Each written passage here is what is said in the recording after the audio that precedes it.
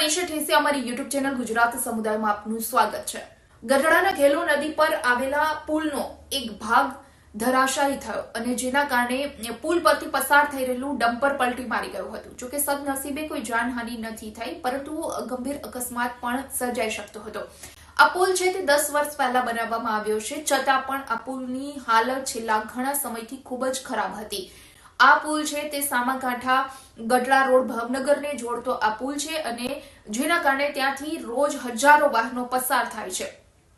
પુલની હાલત છેલ્લા ઘણા સમયથી ખરાબ હતી અને આ મામલે સ્થાનિક આગેવાનો દ્વારા લાગતા વળગતા જે તે વિભાગના અધિકારીઓને અનેક વખત રજૂઆત કરવામાં આવી હતી, પરંતુ આ મામલે કોઈ ગંભીર પગલાં અત્યાર સુધી લેવામાં ન આવ્યા હતા અને જેના કારણે જ પુલનો એક ભાગ છે તે ડમ્પર પસાર થતા સમયે જ ધરાશાયી થયો અને ડમ્પર પલટી મારી ગયો।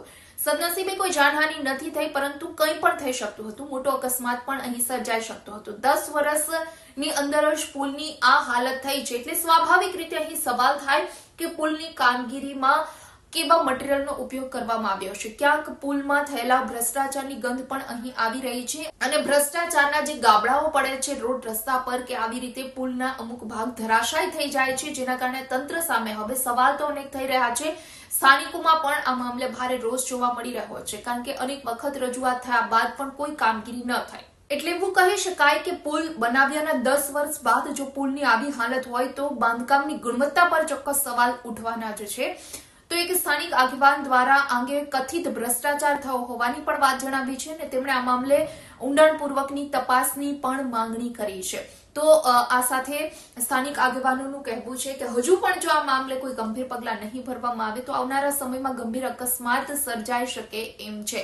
અને અહીં હવે સવાલ એ થાય કે જ્યારે પણ તંત્ર દ્વારા કોઈ પુલ બનાવવા માટે મંજૂરી આપવામાં આવે, જે તે કંપનીને કોન્ટ્રાક્ટ સોંપવામાં આવે છે, ત્યારે આ કંપની દ્વારા કેવી ગુણવત્તાની કામગીરી કરવામાં આવે છે, કેવું મટીરીયલ વાપરવામાં આવે છે, કેવા ગુણવત્તા સાથે આ પુલ તૈયાર કરવામાં આવે છે, એની ચકાસણી કોણ કરશે? સંબંધિત વિભાગના એન્જિનિયરો અને કે પછી અન્ય કોઈ અધિકારીઓને જ્યારે પણ આ મામલે તપાસ કરવાની કહેવામાં આવે છે ત્યારે ઊંડાણપૂર્વકની કોઈ તપાસ થતી નથી। ઉપર ચાલુ કામનું નિરીક્ષણ કરી દેવામાં આવે છે અને જે કંપનીને કોન્ટ્રાક્ટ આપવામાં આવ્યો છે એ કંપની દ્વારા નબળી ગુણવત્તાનું બાંધકામ કરી દેવામાં આવતું હોય છે, કે આવા રોડ રસ્તા કે પુલ બનાવી દેવામાં આવતા હોય છે અને થોડા જ વર્ષો બાદ આ રોડ રસ્તા કે પુલની જે હાલત થતી હોય છે તેનાથી સ્થાનિકો અવગત છે।